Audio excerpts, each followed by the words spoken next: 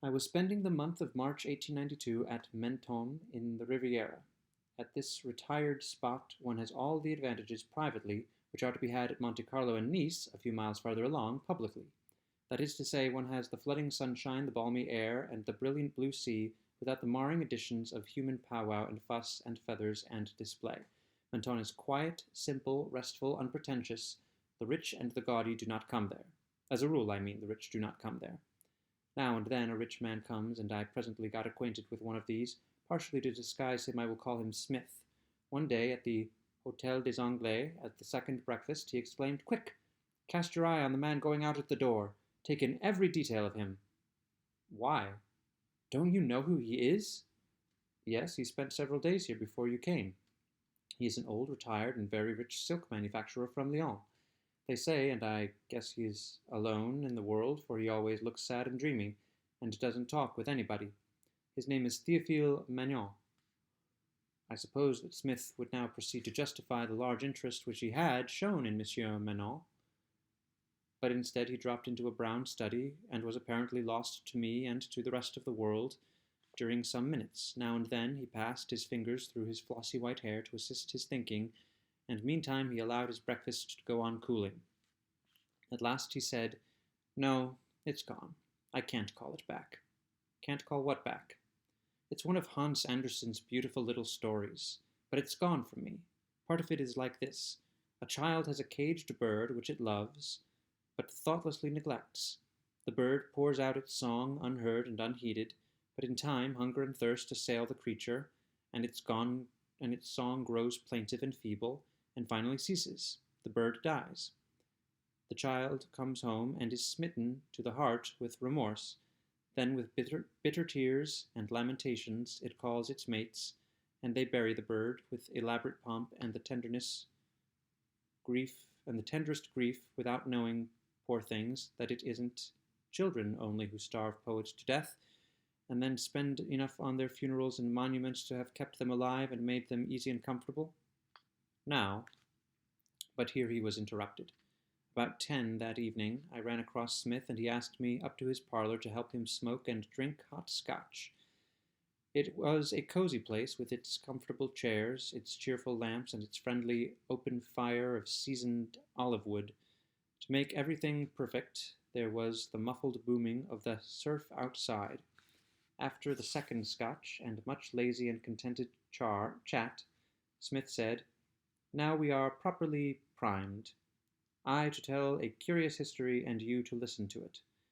It has been a secret for many years, a secret between me and 3 others, but I am going to break the seal now. Are you comfortable?" "Perfectly. Go on." Here follows what he told me. A long time ago I was a young artist, a very young artist, in fact, and I wandered about the country, parts of France, sketching here and sketching there, and was presently joined by a couple of darling young Frenchmen who were at the same kind of thing that I was doing. We were as happy as we were poor, or as poor as we were happy. Phrase it to suit yourself.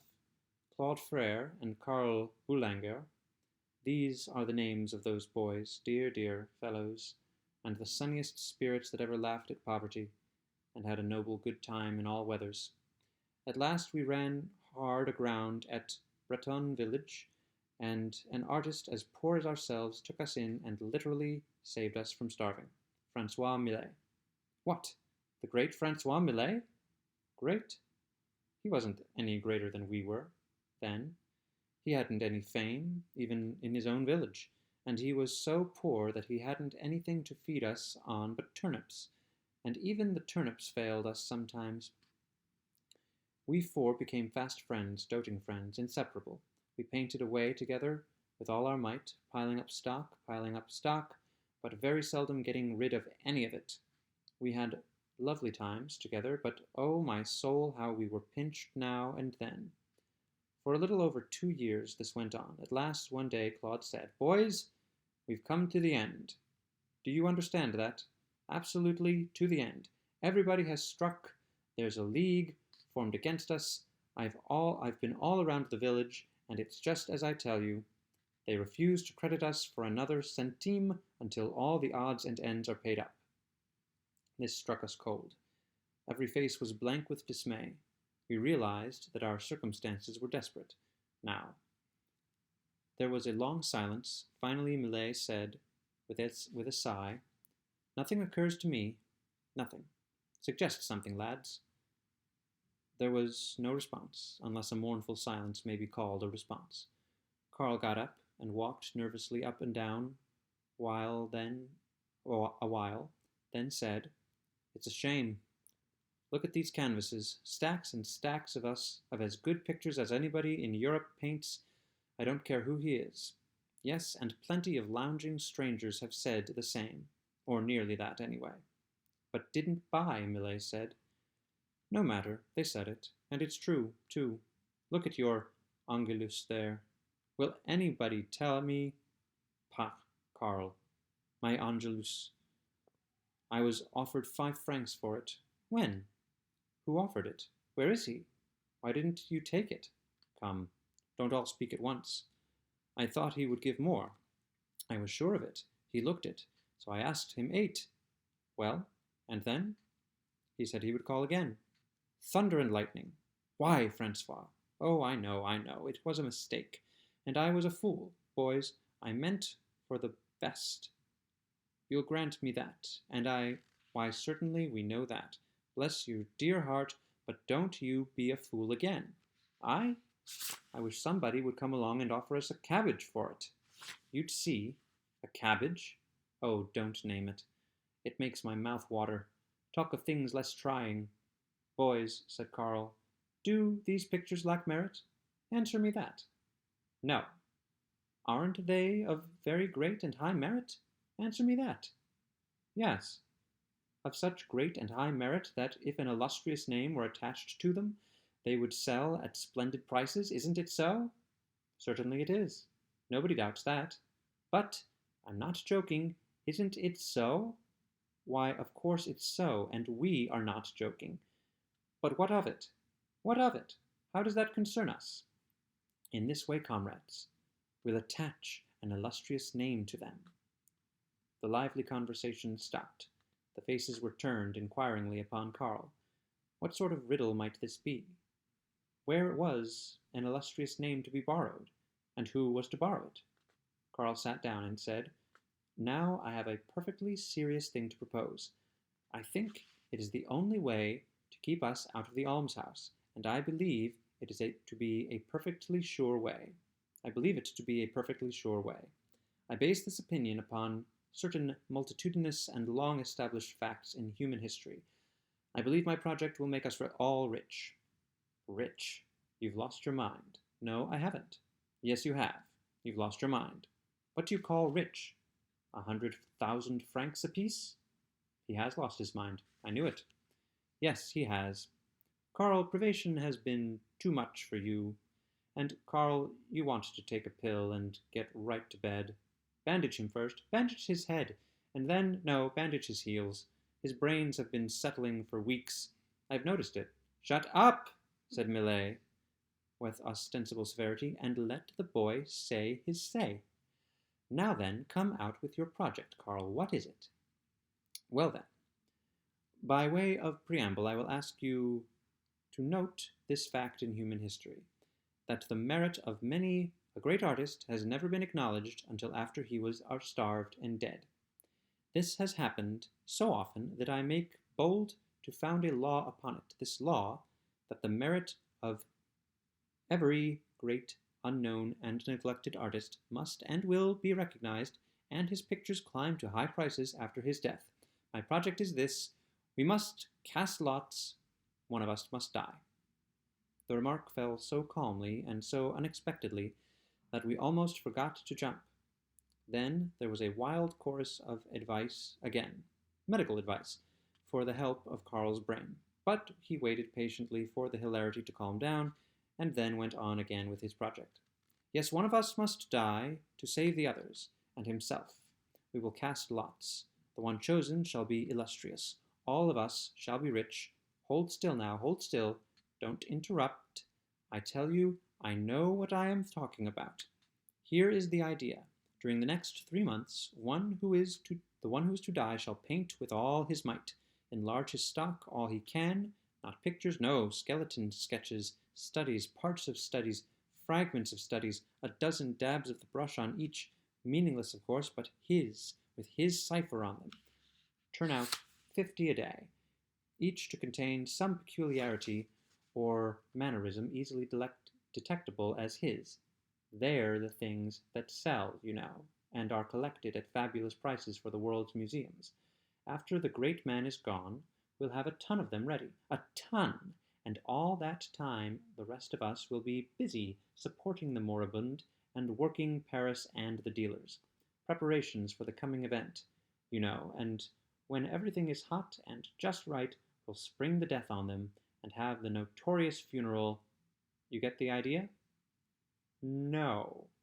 At least not quite. Don't you see? The man doesn't really die. He changes his name and vanishes. We bury a dummy and cry over it, and with all the world to help, and but he wasn't allowed to finish. Everybody broke out into a rousing hurrah of applause, and all jumped up and capered around about the room and fell on each other's necks in transports of gratitude and joy. For hours we talked over the great plan without ever feeling hungry, and at last, when all the details had been arranged satisfactorily, we cast lots and Millet was elected to die, as we called it. Then we scraped together those things which one never parts with until he is betting them against future wealth, keepsake trinkets and such like, and these we pawned for enough to furnish us a frugal farewell supper and breakfast, and leave us a few francs over to travel, and a steak of turnips, and such for Millet to live on for a few days. Next morning, early, the three of us cleared out. Straightway after breakfast, on foot, of course, each of us carried a dozen of Millet's small pictures, purposing to market them. Karl struck for Paris, where he would start the work of building up Millet's fame against the coming great day. Claude and I were to separate and scatter abroad over France. Now it will surprise you to know what an easy and comfortable thing we had. I walked 2 days before I began business. Then I began to sketch a villa in the outskirts of a big town, because I saw the proprietor standing on an upper veranda. He came down to look on. I thought he would. I worked swiftly, intending to keep him interested. Occasionally he fired off a little ejaculation of approbation, and by he spoke up with enthusiasm, and said I was a master. I put down my brush, reached into my satchel, fetched out a Millet, and pointed to the cipher in the corner. I said proudly, "I suppose you recognize that." Well, he taught me. I should think I ought to know my trade. The man looked guiltily embarrassed, and was silent. I said sorrowfully, "You don't mean to intimate that you don't know the cipher of Francois Millet?" Of course he didn't know that cipher. But he was the gratefulest man you ever saw, just the same, for being let out of an uncomfortable place on such easy terms. He said, "No. Why, it is Millet's, sure enough. I don't know what I could have been thinking of. Of course I recognize it now." Next, he wanted to buy it. But I said that, although I wasn't rich, I wasn't that poor. However, at last I let him have it for 800 francs. 800? Yes. Millet would have sold it for a pork chop. Yes, I got 800 francs for that little thing. I wish I could get it back for 80,000, but that time's gone by. I made a very nice picture of that man's house, and I wanted to offer it to him for 10 francs, but that wouldn't answer, seeing I was the pupil of such a master, so I sold it to him for 100. I sent the 800 francs straight back to Millet from that town, and struck out again the next day. But I didn't walk, no, I rode. I have ridden ever since. I sold one picture every day, and never tried to sell two. I always said to my customer, "I am a fool to sell a picture of Francois Millet's at all, for that man is not going to live 3 months, and when he dies, his pictures can't be had for love or money." I took care to spread that little fact as far as I could, and prepare the world for the event. I take credit for my I take credit to myself for our plan of selling the pictures. It was mine. I suggested it that last evening when we were laying out our campaign, and all three of us agreed to give it a good fair trial before giving it up for some other. It succeeded with all of us. I walked only 2 days. Claude walked 2, both of us afraid to make Millet celebrated too close to home. But Carl walked only half a day, the bright, conscienceless rascal, and after that he travelled like a duke. Every now and then we got in with a country editor and started an item around through the press, not an item announcing that a new painter had been discovered, but an item which let on that everybody knew Francois Millet. Not an item praising him in any way, but merely a word concerning the present condition of the master, sometimes hopeful, sometimes despondent, but always tinged with fears of the worst. We always marked these paragraphs and sent the papers to all the people who had bought pictures of us. Carl was soon in Paris, and he worked things with a high hand. He made friends with the correspondents and got Millet's condition reported to England and all over the continent, and America and everywhere. At the end of 6 weeks from the start, we three met in Paris and called a halt, and stopped sending back to Millet for additional pictures. The boom was so high and everything so ripe that we saw that it would be a mistake not to strike now, right away, without waiting any longer. So we wrote Millet to go to bed and begin to waste away pretty fast, for we should like him to die in 10 days if he could get ready. Then we figured up and found that among us we had sold 85 small pictures and studies, and had 69,000 francs to show for it. Carl had made the last sale, and the most brilliant one of all. He sold Angelus for 2,200 francs. How we did glorify him, not foreseeing that a day was coming by and by when France would struggle to own it, and a stranger would capture it for 550,000 cash. We had a wind-up champagne supper that night, and the next day Claude and I packed up and went off to nurse Millet through his last days, and keep busybodies out of the house, and send daily bulletins to Carl in Paris for publication in the papers for several continents, for the information of a waiting world. The sad end came at last, and Carl was there in time to help in the final mournful rites. You remember that great funeral? And what a stir it made all over the globe, and how the illustrious of 2 worlds came to attend it and testify their sorrow? We four, still inseparable, carried the coffin, and would allow none to help. And we were right about that, because it hadn't anything in it but a wax figure, and any other coffin bearers would have found fault with the weight. Yes, we same old four, who had lovingly shared privation together in the old hard times, now gone forever, carried the which four? We four, for Millet helped to carry his own coffin. In disguise, you know, disguised as a relative, distant relative. Astonishing. But true, just the same. Well, you remember how the pictures went up? Money? We didn't know what to do with it.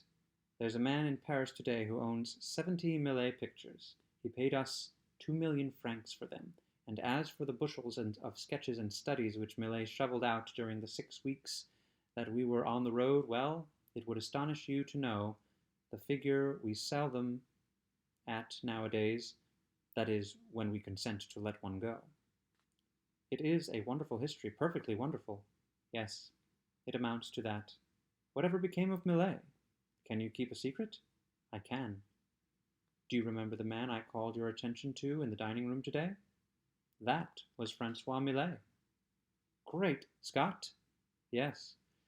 For once they didn't starve a genius to death, and then put into other pockets the rewards he should have had himself. This songbird was not allowed to pipe out its heart unheard, and then be paid with the cold pomp of a big funeral. We looked out for that.